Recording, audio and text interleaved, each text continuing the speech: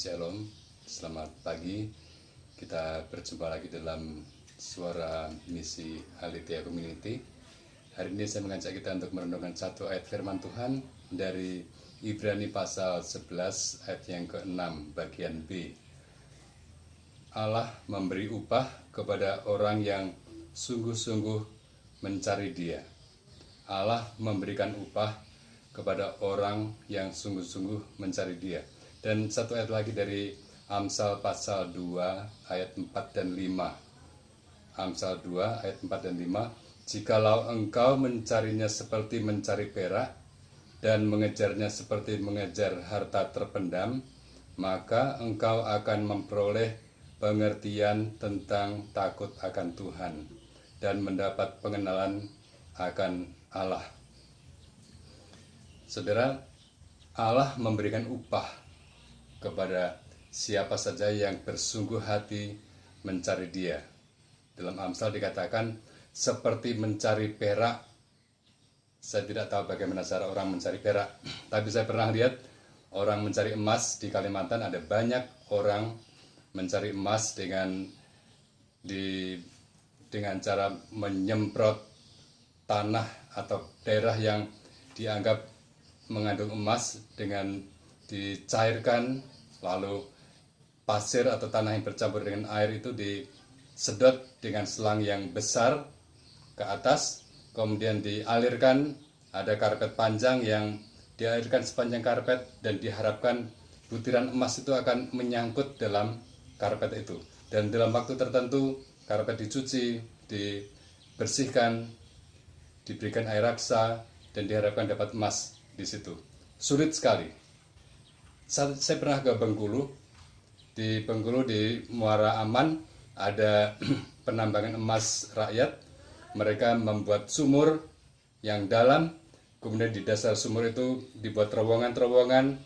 Konon mereka bilang terowongan itu bisa sampai 2 km panjangnya, mengikuti alur emas yang mereka gali. Sangat berbahaya sekali. Mereka harus masukkan udara lewat selang, dipompa supaya para penambang itu kemudian bisa bernapas dengan baik. Intinya bahwa menggali emas, mencari emas, ini pekerjaan yang sangat susah, sangat sulit, tapi banyak orang bersungguh hati, mati-matian mengejarnya. Dan kalau firman Tuhan kita gali, kita cari, kita kejar seperti mencari perak, mencari emas, maka Tuhan katakan memberikan upah kepada barang siapa yang bersungguh hati mencari Dia. Dan intinya bukan harta benda, bukan emas dan perak yang kita temukan, tapi pengenalan akan Allah.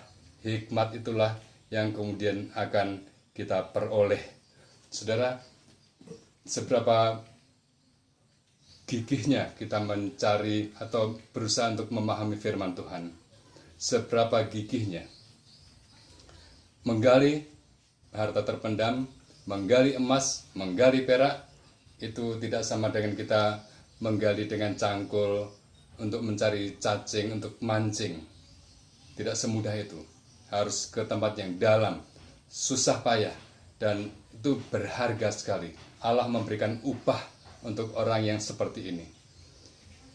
Pada masa sekarang di banyak mimbar gereja, bukan firman Tuhan lagi yang diberitakan, bukan hikmat, bukan emas dan perak seperti yang digambarkan dalam kitab Amsal ini yang diberitakan. Tetapi ada 4 hal yang saya perhatikan. Yang pertama, psikologi.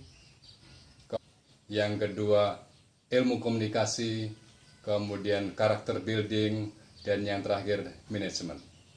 Psikologi. Di Palangkaraya ini ada beberapa gereja yang saya perhatikan pendetanya mulai dengan psikologi.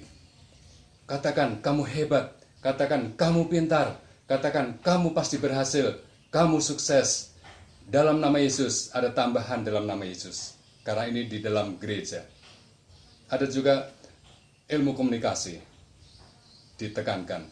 Cara kita berkomunikasi, cara kita menyampaikan sesuatu, dan itu membuat sukses. Dan tidak ada hubungan dengan hidup takut akan Tuhan, dengan pertobatan, dengan kekudusan hidup, tidak ada.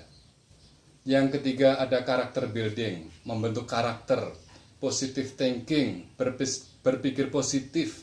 Ini juga ditekankan di dalam banyak mimbar di gereja. Dan yang terakhir, manajemen. Bagaimana kita memanage uang, memanage waktu, memanage bakat kita. Dan ini semua tidak ada hubungannya dengan apa yang Tuhan tulis. Saya tidak anti psikologi, saya tidak anti manajemen.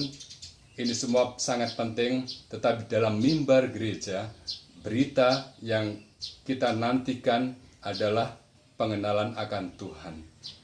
Kalau kita kenal Tuhan, kalau kita sudah mendapatkan apa yang Tuhan katakan, emas dan perak seperti yang berharga seperti itu, kalau kita sudah berjerih lelah untuk mendapatkan pengenalan akan Tuhan, hikmat Tuhan, mengerti isi firman Tuhan, maka ini semua akan diikuti dengan namanya berpikir positif, memanage waktu dengan baik, memanage keuangan dengan baik. Dasarnya adalah pengenalan akan Tuhan.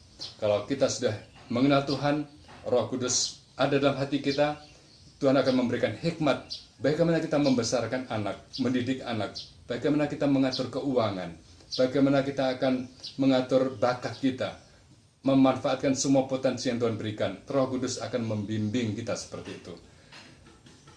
Saya yakin bahwa dengan takut akan Tuhan, dengan kehadiran Roh Kudus di hati kita, maka semua kehidupan kita akan dibimbing, kita diberikan hikmat, dan ini melebihi harta benda, melebihi perak dan emas yang digali, yang dicari banyak orang.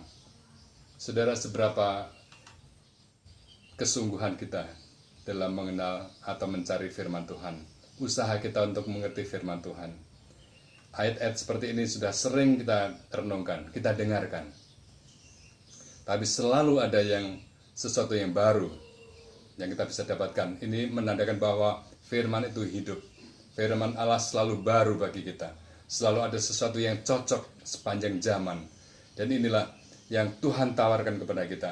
Mari kita mencari firman Tuhan, berusaha memahaminya. Ada banyak cara yang kita bisa temukan, dan Tuhan akan memberikan upah kepada siapapun yang bersungguh hati mencari Dia. Tuhan Yesus memberkati. Amin.